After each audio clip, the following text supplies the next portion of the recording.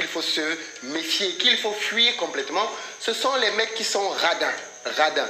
Qu'est-ce que j'entends par radin ici? Je ne parle pas de la radinerie dans le sens où le gars doit combler toutes tes envies et tous tes désirs. Parce que là aussi, on parle dans la vidéo pour les femmes du type de femme à fuir. Et ces femmes matérialistes, il faut les fuir clairement. Donc, je ne parle pas d'ici d'un homme qui achète tout ce que tu veux. Mais qu'est-ce que j'appelle radin? Un homme radin, pour moi, c'est un homme qui fait beaucoup d'économies quand il s'agit de te faire plaisir. J'ai vu des gens qui touchaient 3 000 à 4 000 euros, qui ont offert des bagues de fiançailles et des bagues de mariage à leur femme qui coûtaient 50 euros. Comment? Qu'est-ce que ça signifie ça? Je veux dire, à un moment donné, il faut quand même comprendre la valeur et le sens des choses. Parce qu'eux, il va te dire, oui, mais c'est pas là qu'il faut mettre de l'argent, il faut donc mettre l'argent où? Lui, il ne met jamais l'argent sur toi, il va te dire qu'il faut mettre l'argent dans la maison. Oui, mais l'argent, c'est pas pour tout. La maison, c'est pas pour toi particulièrement. C'est pour toi, lui, les enfants et tout le monde. Quand est-ce qu'il met de l'argent sur toi particulièrement? Quand est-ce qu'il t'offre des choses qui coûtent cher? Tu as des mecs comme ça qui sont spécialistes pour offrir toujours des cadeaux types. Le pire, c'est que tu en as qui, quand il s'agit de s'offrir à eux-mêmes des choses, ils s'offrent à eux des choses qui coûtent cher. Mais quand il veut t'offrir à toi, il va te prendre le truc le moins cher. C'est un indicateur que le gars ne te considère pas beaucoup.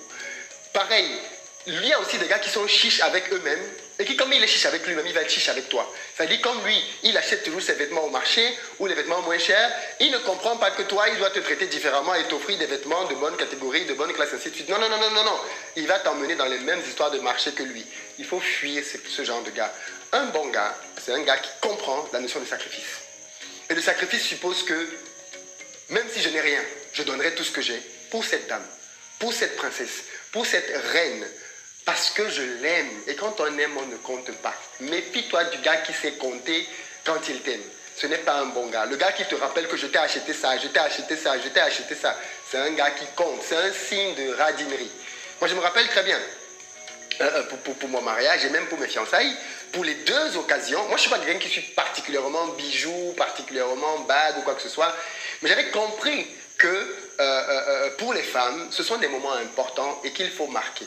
Et je me suis dit, plutôt que d'acheter une bague de 50, 100 euros, je vais acheter une bague pour la vie que je serai fier, ou du moins dont elle sera fière pendant 50 ans.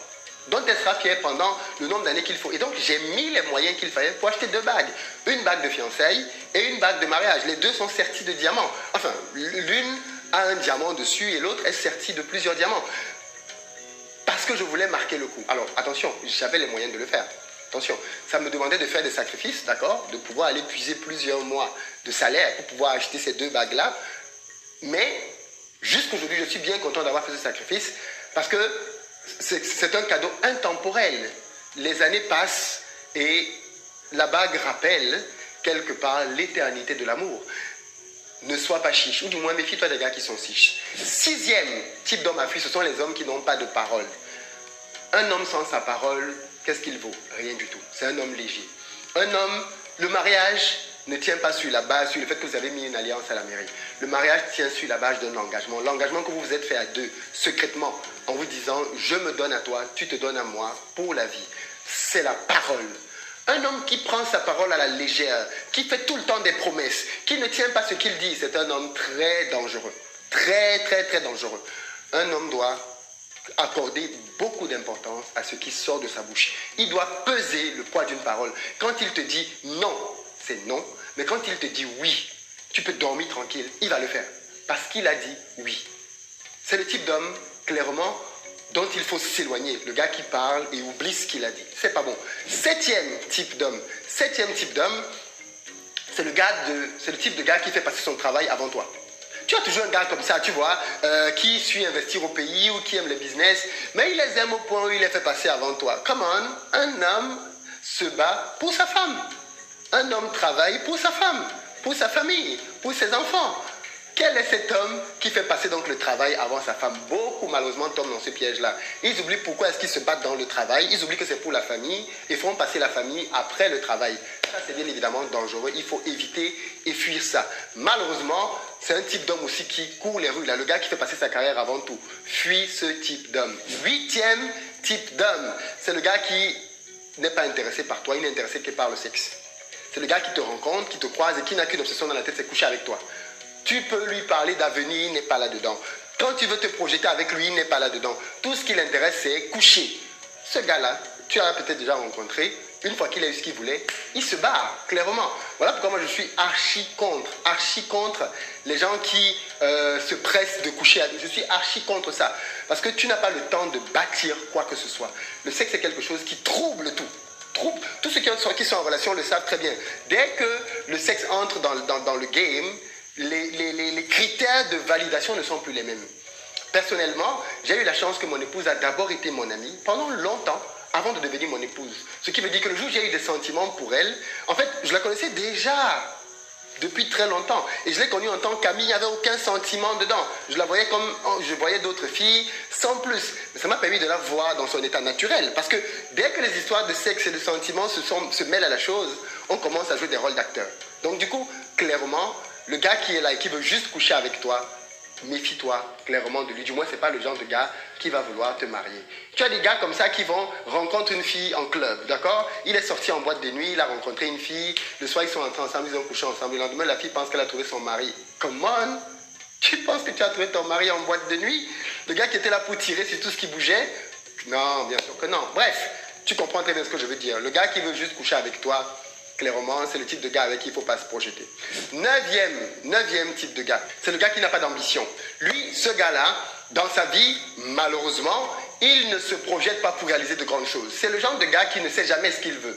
Ou alors, quand il parle de son avenir, il est toujours dans des choses petites, des choses pour lesquelles il n'a pas besoin de se surpasser ni de se dépasser. Il n'essaie pas d'exceller. Il est tout le temps dans la médiocrité.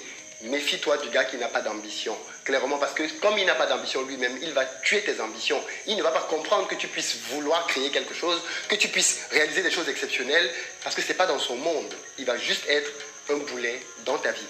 10e type d'homme à fuir, c'est le gars qui ne respecte pas ta famille. Oui, le gars qui parle mal à ta mère, parle mal à tes frères, parle mal à tes sœurs. C'est clairement le genre de gars qu'il faut fuir. Nous, en Afrique, on n'épouse pas un homme. On épouse une famille. On n'épouse pas une femme, on épouse une famille. Ça, c'est dans la culture black. La famille a un rôle prépondérant. C'est cette famille qui a fait grandir la personne que tu as envie d'épouser. Donc, avoir un gars qui n'a aucune considération pour ta famille, qui parle mal de tes parents, qui peut même parfois leur manquer de respect, c'est un signe que demain, il te manquera de respect à toi. Parce qu'en fait, au départ, quand ça se fait, tu penses que c'est juste vis-à-vis des autres. Non, ça va finir par se retourner contre toi aussi. 11e catégorie d'hommes qu'il faut fuir, c'est l'homme infidèle. Bon, je ne vais pas beaucoup m'étendre dessus parce que c'est évident, non? Le mec infidèle, c'est le mec qui est tout le temps en train de se projeter. C'est-à-dire, soit il te compare tout le temps à son ex, soit il est tout le temps en train de te dissimuler ce qu'il fait. Où est-ce qu'il était? Il ne te dit jamais où est-ce qu'il était. Avec qui il était? Il ne te dit jamais avec qui il était. Tout le temps en train de te raconter des histoires, parce que généralement l'infidèle, ça couple bien avec le mensonge. Donc tu ne sais jamais vraiment ce qu'il fait, tu n'as accès à rien dans sa vie. Je ne dis pas qu'il faut être le genre de personne qui fouille à l'excès, mais un gars qui ne te donne accès à rien, qui te cache tout, son téléphone tu ne peux pas y toucher, les comptes en banque tu ne peux rien voir. Ça, c'est pas bon. C'est pas bon. Mon épouse a accès à tous les comptes.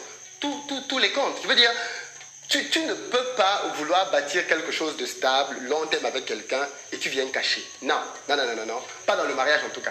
Clairement, pas dans le mariage. Donc, si tu veux un homme qui va réellement t'aimer, il faut que tu vérifies si c'est un homme qui va t'être fidèle. Parce que ça, c'est un très gros point, bien évidemment. Moi, je vois des filles qui se battent dans la rue pour un gars. Je ne sais pas si tu vois de quoi je parle. Le gars, il trompe l'une et elle va se battre avec sa coépouse à cause du gars. Mais comment tu en arrives à te ridiculiser à ce point? Si le gars, il veut plus de toi, si le gars, il commence à chercher ailleurs, si tu découvres ça, tu as découvert la chose, tu veux te barrer, barre-toi. Quand tu vas te ridiculiser à aller commencer à appeler la fille, essayer de la menacer, c'est quoi ces histoires? Barre-toi. Garde ta dignité, garde ton honneur. Ne va pas te traîner dans la boue comme si sans cet homme-là, la vie s'arrêtait. Non, clairement, un homme qui te trompe, là-dessus, clairement, prends tes pieds et barre-toi. Je ne dis pas qu'il ne faut pas pardonner. Attention, il ne faut pas non plus mal comprendre ce que je dis. Ça peut arriver, ok? Tout le monde peut faire un accident.